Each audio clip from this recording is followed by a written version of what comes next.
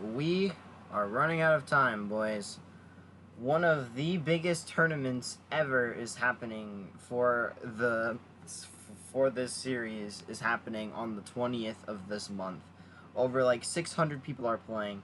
It's not a YCS, it's just a competitive tournament. The winner gets $1,000, I'm pretty sure, and some other stuff, and I am going to be participating in it. At least I should be guaranteed. So I've been spending time preparing, and this is the list for pretty much the finale of Red Copium Dragon, boys. Shout out to Good Vibes for the name. Yeah, I'm still theory crafting the extra deck and side deck, but like this is the list pretty much for the finale of the season. So we have 3 Pot of Prosperity. You could argue to not main deck this, as we do play a lot of one-ofs, but seeing Prosperity gives us more chances of seeing starters. And of course, for those starters, we're still on the 2 Call, 2 Crimson Gaia, 2 Stone Sweeper, 3 Soul, 3 Bone, 1 Foolish, and 3 Void Apocalypse.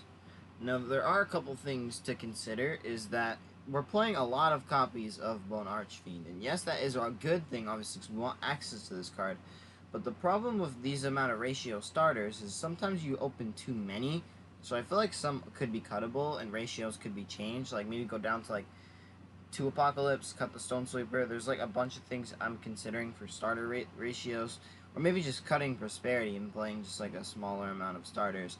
But honestly, this ratio has been perfect, even though it's like 19 starters in a 40 card deck. I've been loving this ratio because I don't brick anymore. For the Centurion engine, we're on the Terraforming, the Stand Up, and the Gargoyle. You could argue just to play pure and cut these, but honestly, the Centurion engine has been going really well for this deck, and it does win me some games against some of the more high-tech decks. And yeah, I'm really loving this engine, considering it's the budget build that I've pretty much come up with. Of course, for our other cards, we have the UV Loop in the Red Zone. Of course, the cards that can never be cut. UV Loop is, of course, our level 4 for making our Centurion plays as well. There are some new Centurion cards coming out in the new set that are pretty interesting, but I was considering maybe seeing if I can tech them, but they're kind of also, like, not that good. And then, of course, the rest of the Resonators, the 2 Vision, the 1 Crimson, and the 1 Synchron. Now, moving on to the non-engine, it's pretty much never changed. It's roughly the same. I've went back to the 3 ofs because I feel like effect negations are going to be key for this event because there are going to be a lot of Snake Eyes. And Ash, of course, gives us the best coverage against things like Branded and all those like fusion decks that search, and of course other things. And I'm still playing Ghost Spell as a tech card to stop us from getting stopped with Bestials and things like that. Because Bestials are very popular right now, at least for my tournaments that I've been going to lately. So I like to have Bell in there as coverage against the Bestials. Moving on to the side deck. The side deck is pretty much what's changed. We're on 3-dimensional barrier to play around Tempai. This is like our best out to Tempai, calling Synchro. We can also, it's also good against Branded, Ritual decks, Voiceless. The barrier is just good against a lot of things. Now, a card that you could question, we're on 3 Droll and Lockbird. The reason I'm on Droll right now is because this stops quite a bit of the decks this format as well. Things like Ubel, even Voiceless sometimes. Branded doesn't get hit too much by Droll, but there are decks that do lose to it, like the Kashtira version of Snake Eye as well. Like, if you Droll them on the search of the, like, if they summon Unicorn, search for the spell card, and then you Droll them, they pretty much just only have the Kashtira engine to work with, assuming they don't have outs to Droll. And yeah, that's the thought process right now. We're on triple Nibiru, of course, 2 Dark Ruler, and then pretty much our back row removal, 2 Cosmic, our 1 Eccentric, and then Wild Wind for shifter decks. The side deck right now has been rough lately. I've been trying to figure out, like, I've been considering wanting to play the Bestials, like the back row removals, like I'm considering cutting the Eccentric, but like it's really good if you can like have Bone in hand, you can search it. Free outs to Floodgates, it's just too good. Even though there aren't a whole lot of Floodgates in the game now, that kind of like, they've kind of slowed down a little bit with the last ban list. We are going to get a ban list in August, hopefully, so that should change the game. Moving on to the extra deck, has not changed at all, but there are some things I want to go over.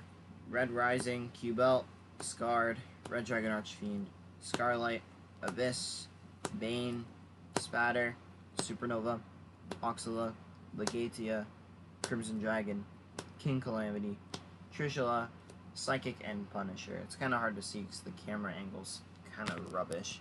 It's also kind of sunny out today, but like, yeah. Now, the thing I want to go over is the cuttable cards. Bane and Psychic and Punisher are pretty much like the flex spots of the extra deck. Also, if Calamity gets banned, that's a free additional slot. Now, a couple cards I've been considering is bumping Red Rising back up to 2 and play the Nib-proof combo, or playing like Cosmic Blazar Dragon. Even Red Nova Dragon is playable. There are cards to consider for the extra deck that I am considering putting in. Obviously, there are some things we are missing, like Chaos Angel, some of the big synchros that we're going to need. I'm considering playing Clear Wing, or the Crystal Wing Synchro Dragon, the one from Rarity Collection 2. That's also an option. There's so many options for the extra deck that are to be considered that I'm considering playing, assuming Calamity gets banned and we want to cut like Psychic and Punisher. But like, this card is so broken and it's hard to out that I feel like it's not cuttable for the deck. That's the thought process pretty much. But that's pretty much going to be it. There's no combos for this video. It's literally just a deck profile before we prep for the tournament. And who knows what could come more out of the series. Who knows if I might start another one. Obviously, I got some more decks in the works. You guys already seen the deck profile for the Ferrari deck that I'm probably going to be spending time with. I do like that deck a lot, and I do want to like try to like finish it and see what I can do with it. Yeah, that's pretty much going to be it. I will see you all in the next one. Peace out, boys.